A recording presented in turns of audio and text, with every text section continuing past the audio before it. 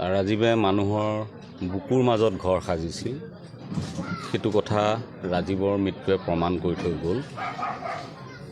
ৰাজীৱৰ গীতে মানুহৰ অন্তৰত ঘৰ সাজিছিল, মানুহৰ মৰম বুটলিবলৈ সক্ষম হৈছিল। গতিকে ৰাজীৱৰ লগত মোৰ ঠিক বাকী শিল্পীসকলৰ লগত যিদৰে আমি গুৱাহাটীতে লগ ভাগ পাই থাকোঁ, ৰাজীৱৰ লগত তেনেকৈ খুব দেখা সাক্ষাৎ হৈ থকা নাছিল। ৰাজীৱক প্ৰথম লগ পাইছিলোঁ মই ফোনত, যেতিয়া ৰাজীৱৰ ওপৰত এই ধেমাজিৰ ফালে এটা আক্ৰমণ হৈছিল ৰাজীৱৰ গাড়ীত। তেতিয়া ৰাজীৱৰ লগত কথা পাতিছিলোঁ, সাহস দিছিলোঁ আৰু প্ৰতিবাদ কৰিছিলোঁ দুৰ্বৃত্তক কৰায়ত্ব কৰিবৰ কাৰণে। সেইটোৱেই প্ৰথম যোগাযোগ। তাৰ পিছৰ পৰা ৰাজীৱে নতুন গীত উলিয়ালে, মোলৈ পঠায়, ককাইদেউ কেনেকুৱা হৈছে। মই মোৰ ফালৰ পৰা ক'ব লগাখিনি তাক কওঁ ভাই হিচাপে। বাকী কা আন্দোলনৰ সময়ত আমি ইজনে সিজনক লগ পাইছিলোঁ বিভিন্ন অনুষ্ঠানত, সেইখিনি বাকী খা খবৰ লওঁ। গতিকে ৰাজীৱ এজন যোদ্ধা আছিল জাতিটোৰ কাৰণে, এজন প্ৰহৰী আছিল আৰু বীৰৰ দৰে তেওঁ গুচি গ'ল।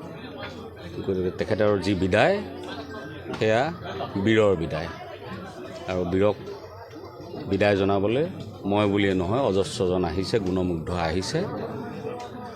সামগ্ৰিক পৰিৱেশটো আপোনালোকে নিশ্চয় দেখিছে, কালিৰ পৰিৱেশ দেখিছে, আজিৰ পৰিৱেশ দেখিছে, ছ'চিয়েল মিডিয়াত দেখিছে। গতিকে ই প্ৰমাণ কৰিছে যে ৰাজীৱে ৰাইজৰ বুকুৰ মাজত ঘৰ সাজিবলৈ সক্ষম হৈছিল। এইখিনিয়ে ক'লোঁ। ময়ো ভোগালী বিহুৰ বাবে উজনি অসমলৈ আহিছিলোঁ। খবৰটো পাই যথেষ্ট মৰ্মাহত আৰু আজি পৰিয়ালক এখন্তেক লগ দিবলৈ আহিলোঁ আৰু ভৱিষ্যতৰ দিনতো পৰিয়ালটোৰ সৈতে যিখিনি থাকিব লাগে, কাৰণ ৰাজীৱ বা আমি কিছুমান সমগোত্ৰীয় মানুহ, আমিও একেধৰণৰ আমাৰ চিন্তাবোৰ মিলিছিল, মনবোৰ মিলিছিল, সেইকাৰণে গানবোৰো মিলে। গতিকে ৰাজীৱৰ পৰিয়ালৰ ওচৰত নিশ্চয় আমি থাকিম, এইখিনিয়ে ক'ম। গতিকে প্ৰজাই যিটো মৰ্যাদা দিব লাগে সেয়া দিয়া দেখিলোঁ আমি। ইমানখিনিৰ পাছতো আশা কৰিছিলোঁ কালি অন্তত ৰজাঘৰৰ ফালৰ পৰা অন্তত ৰাজ্যিক মৰ্যাদাটো তেখেতক দিয়া উচিত আছিল বুলি অনুভৱ কৰোঁ। আৰু মই চৰকাৰলৈ অনুৰোধ জনাম, এইখিনি হয়তো আপোনালোকৰ ভুল থাকি গৈছে। উৰুকাৰ দিনা আছিল, সকলো ব্যস্ত আছিল, কেনেবাকৈ থাকি গ'ল চাগে। কাৰণ গুৱাহাটীৰ শিল্পীসকলৰ ক্ষেত্ৰত যিমানখিনি খবৰ বাতৰি সোনকালে বিয়পি পৰে, এই অসমৰ একদম ইমূৰত আজি শদিয়া। গতিকে হয়তো খবৰবোৰ পোৱাটো কাৰোবাৰ পলম হৈছে।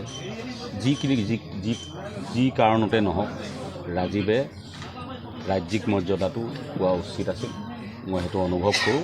সেইখিনি চৰকাৰৰ ভুল হৈছে বুলি মই ভাবোঁ।